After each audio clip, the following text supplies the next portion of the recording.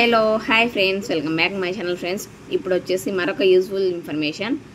ఇది ఏపీలో ఉన్న ప్రతి ఒక్కరికి, దాదాపు జాబ్ చేసే వాళ్ళకి తప్పక ప్రతి ఒక్కరికి చాలా యూజ్ఫుల్ విషయం అనమాట.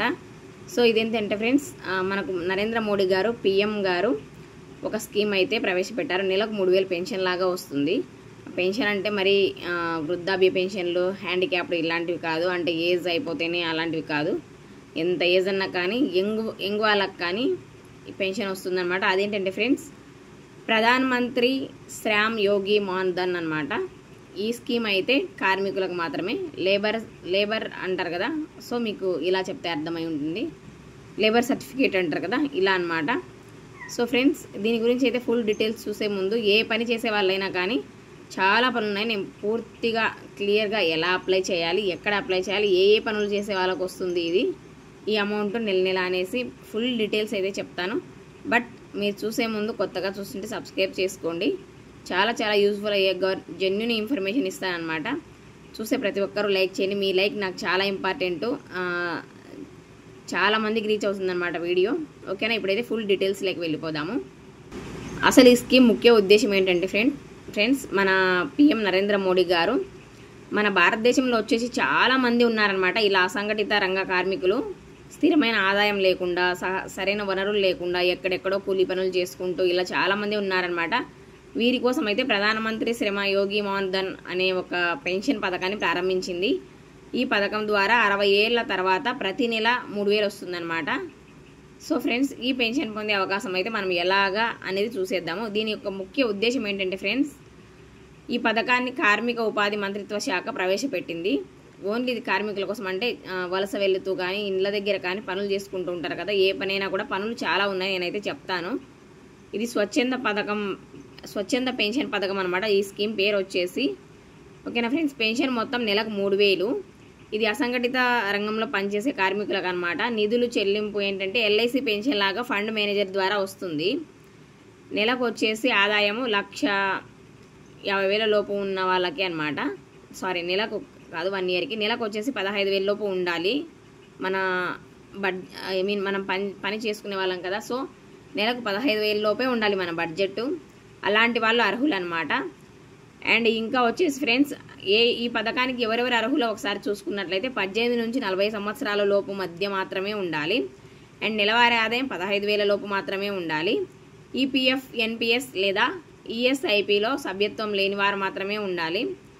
ఆదాయ పన్ను చెల్లించిన వారై ఉండాలి. అంటే ఇన్కమ్ ట్యాక్స్ పే చేస్తుంటాం కదా, ఇది దాదాపు పనికి పోయే వాళ్ళు ఎవరు చేయరనమాట.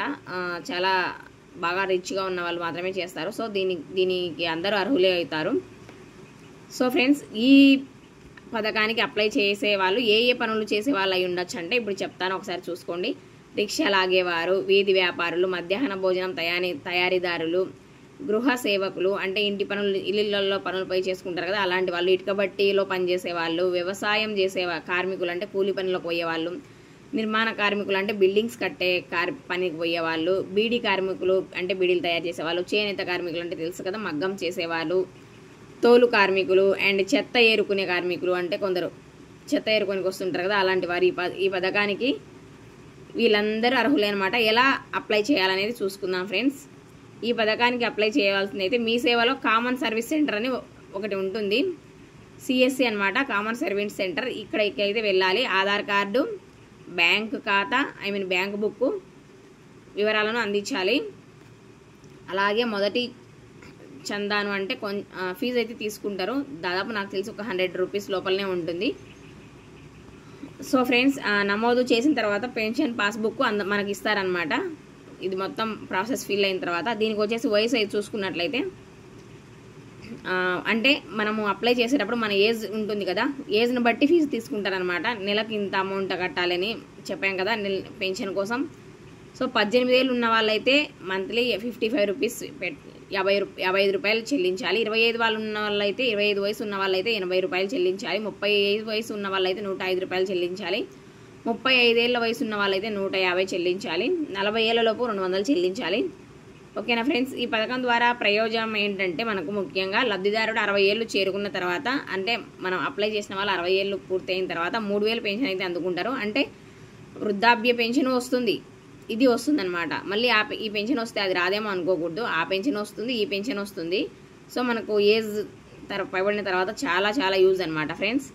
లేదా మనము ఈ లబ్ధిదారుడు అంటే మనం అప్లై చేసిన వాళ్ళము మరణించినామనుకోండి, మన కుటుంబంలో ఉన్న నామినీకి 50% కుటుంబ పెన్షన్ వస్తుంది. అంటే మనమే ఉండాల్సిన అవసరం లేదు. మనం అప్లై చేసి మనం ఒకవేళ ఏదైనా ఇన్కేస్ చనిపోయినా కూడా నెక్స్ట్ మన ఇంట్లో వాళ్ళకి పెన్షన్ వస్తుందన్నమాట.